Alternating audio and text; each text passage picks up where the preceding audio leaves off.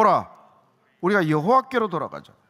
여호와께서 우리를 찢으셨으나 도로 낫게 하실 것이요 우리를 치셨으나 싸매어 주실 것입니다. 오라, 하나님께서 우리를 초청하십니다. 부르고 계십니다. 여호와께로 돌아오라고 지금 부르고 계신 거예요. 제도로서의 교회로 돌아오는 게 아니에요. 건물로서의 교회 안으로 돌아오라는 게 아니라는 것입니다. 우리가 돌아가야 할 분은 여호와께로 돌아가는 것입니다. 하나님께서 돌아오기를 기다리신다는 것입니다. 하나님은 신앙이 타락할 때마다 신앙 공동체를 찢어 놓으셨어요. 그러나 약속하십니다. 도로 싸매어 주실 것이다. 너희들이 돌아오면, 내게로 돌이키면, 그러면 도로 싸매어 주겠다. 이 약속을 붙들어야 합니다. 우리가 돌아갈 곳은 이런 건물로서의 교회, 제도로서의 교회가 아니라, 전통으로서의 교회가 아니라 하나님께로 돌아가야 한다는 것입니다.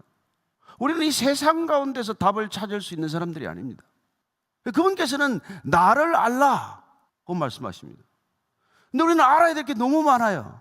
살면서 알아야 될 게 너무 많아졌어요. 우리 손에는 세상의 모든 지식이 다 들게 되었습니다.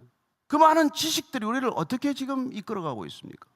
점점 무한하게 증식되고 있는 이 지식, 축적되고 있는 이 지식, 그리고 스스로 작동하기 시작하는 이른바 인공지능, 이런 것들은 인간을 어디로 지금 데려가려고 하는 것입니까? 우리의 넋을 빼놓고 있고 우리의 혼을 거두어가는 이 세상의 이 변화의 속도를 우리가 어떻게 따라잡겠습니까? 세상은 점점 더 빠른 속도로 가속 페달을 밟지 않습니까? 그러나 지금 이 시간에도 동일하게 하나님은 우리에게 나를 알라, 나 이외에 다른 신이 없다, 너희들이 전적으로 의지하고자 하는 그 모든 것들 어느 것 하나도 그게 참 신이 아니다, 내게로 돌아오라, 그 말씀을 하고 계신 것이죠. 그렇습니다. 그분이 우리를 찢으셨으나 지금이라도 돌이키면 늦지 않습니다. 하나님이 돌아오라고 하시면은 그냥 돌아가면 됩니다. 그분이 오라고 할 때 순종하고 가면 됩니다. 늦지 않았습니다. 2절 말씀 읽습니다. 시작. 여호와께서 이틀 후에 우리를 살리시며 셋째 날에 우리를 일으키시리니 우리가 그의 앞에서 살리라. 그의 앞에서 살리라.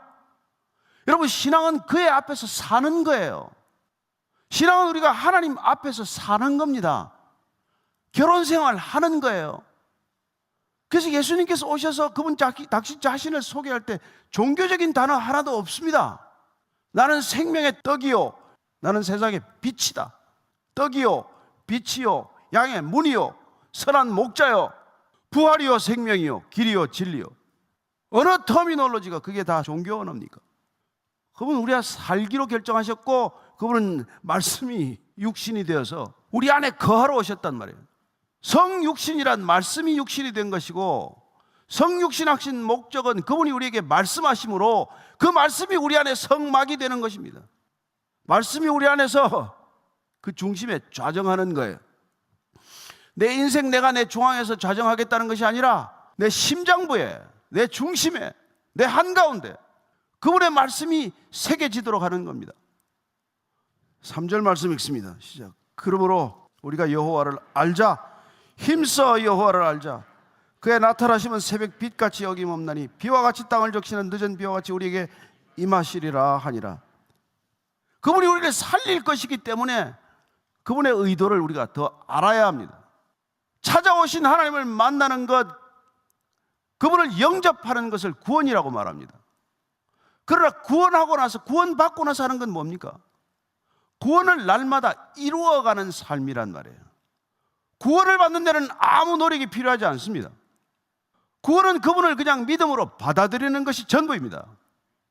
그러나 구원받은 삶을 이루어가는 것은 힘써야 할 일이라는 거예요. 여러분, 그냥 되는 일이 어디 있어요? 그냥 되는 일이. 결혼 생활이 그냥 됩니까? 그냥 잘 되는 줄로 알았다가는 판판이 당하는 것이죠. 다 깨어지는 것이죠. 여러분, 결혼 생활 제대로 하려면 목숨을 걸어야 되는 일이에요. 신앙생활은 덜 합니까? 여기 힘써 하려고 할 때 힘쓰다는 말은 그 원래 뜻이 추격하다라는 뜻이에요. 뒤쫓아가다, 절대로 포기하지 않고 뒤쫓아가는 것, 그게 이 단어 원래 뜻이에요. 어떻게 해야 우리가 신앙생활 합니까? 되는 대로 설렁설렁 됩니까? 일주일에 교회 한 번 왔다 갔다 하다가 지금 이 난리가 나니까 무슨 신앙이 있어요? 우리의 믿음이 어디 있습니까? 따라서 지금 하나님께서 우리에게 오라, 내가 찢었지만은 싸매주겠다. 그리고 너희들이 알면 나를 힘써서 좀 알아라. 제발 좀. 다른 건 알겠다고 그렇게 목숨을 걸잖아요. 내가 보니까 뭐 달인이 되기 위해서 목숨을 걸고 일하는 사람이 한둘이 아니더만요. 밀가루 반죽을 하나 하더라도 뭐 새벽 3시부터 일어나서 반죽을 하고, 팥빵을 하나 만들어도 그 팥을 그렇게 구우고 말이죠. 무슨 육수를 내는데 사흘씩 그렇게 공을 들이고 말이죠. 하나님은 그만 못합니까? 여러분, 하나님을 알기 위해서 그렇게 애쓴 적이 있습니까? 너무 쉽게 떠난 거죠. 너무 쉽게 하나님을 대한 거죠. 호세아는 이사야와 동시대 사람이에요. 근데 하나님께서 호세아를 불러서 뭐라고 말씀하셨습니까? 음란한 여인을 아내로 맞으라고 얘기한 거예요. 음란한 여자하고 사는 고통을 한번 맛보라는 것입니다. 돈을 주고 사와도 또 바람나서 나갑니다. 또 다른 남자에게로 가요. 데려오면 나가고 데려오면 나가고. 이스라엘 백성들이, 남유다 백성들이, 아니 하나님을 하나님이라고 부르는 수많은 종교인들이 불러다 놓으면 또 나오고 불러다 놓으면 또 나오고. 그게 북이스라엘의 신앙의 실제 모습이었단 말이에요. 그래서 호세아는 자기 삶을 다 들여서 하나님의 메시지를 전한 거예요. 음란한 여인과 살아가는 것, 바람난 여자와 사는 고통이 어떤 것인지를 보여주고 본인이 스스로 느끼면서 메신저가 된 사람이에요. 여러분, 성경에서는 여자가 음란한 것과 우상을 숭배하는 것을 동일하게 여기고 있습니다. 그건 뿌리가 같은 거예요. 바람나는 건 뿌리가 다 마찬가지입니다. 그런데 왜 바람이 나냔 말이에요. 왜 결혼 서약까지 하고 또 그렇게 부정한 일들이 일어나느냐는 것이죠. 힘써서 살지 않기 때문에 그런 거예요. 끝까지 약속을 지키기 위해서 끝까지 온 마음과 목숨과 뜻을 다해서 이 결혼을 유지해야 되겠다, 이 가정을 지켜내고 말겠다, 이런 결심을 안 하니까 우리가, 신앙도 마찬가지예요. 하나님과의 관계는 결혼 관계입니다. 코람데오라는 건 결혼 생활이에요. 뭐 다른 뜻 아닙니다. 항상 하나님 앞에서 사는 걸 코람데오라고 말하지만 항상 그분 앞에서 같이 사는 거예요. 신앙은 그분과의 삶이요, 사랑이요, 교제요, 그분과 동행이요, 동거 아닙니까?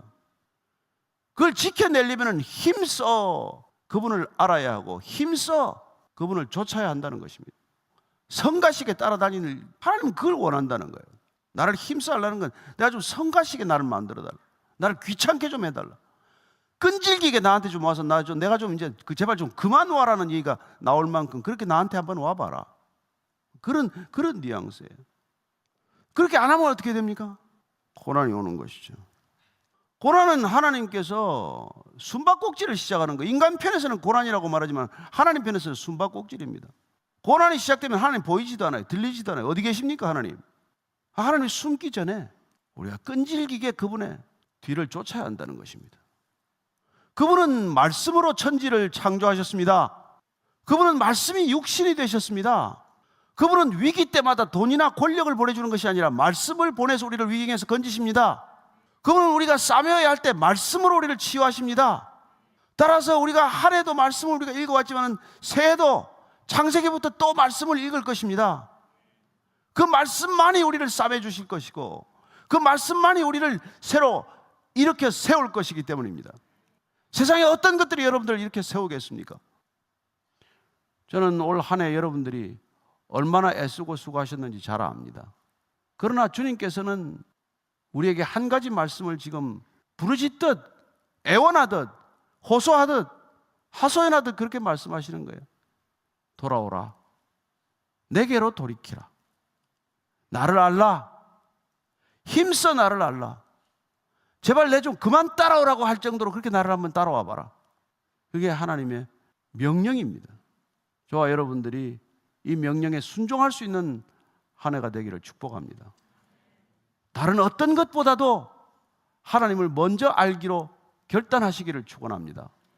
다른 어떤 열심보다도 하나님을 아는데 열심을 내시게 되기를 축복합니다. 여러분, 이 세상 일 어느 것 하나 쉽게 되는 일 없습니다. 그러나 우선순위를 우리가 분명히 가린다면 하나님을 아는 일에 먼저 여러분들의 시간과 여러분들의 마음을 쏟게 되기를 축복합니다. 하나님을 더 가까이 하십시오. 하나님은 우리를 더 가까이 하시기를 원하십니다.